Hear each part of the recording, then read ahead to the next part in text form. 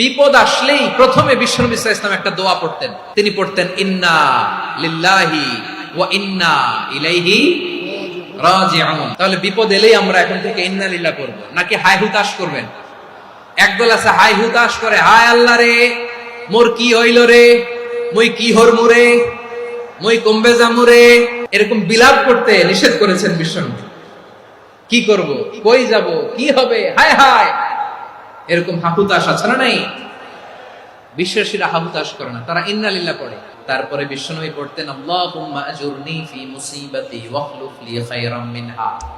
একসাথে প্রথমে পড়তেন ইন্না লিল্লাহি ওয়া ইন্না ইলাইহি রাজিউন, তারপর পড়তেন আল্লাহুম্মা আজুরনি ফি মুসিবাতি ওয়াখলুফ লি খায়রাম মিনহা, মানে আল্লাহ এই যে আমি বিপদে ধৈর্য ধারণ করলাম এটার সব তুমি আমারে দাও, আর যেটা হারালাম এর চেয়ে ভালো কিছু দিয়ে মেকআপ করে দিও, ভালো কিছু দিয়ে বদল করে দিও। সুবহানাল্লাহ পড়েন।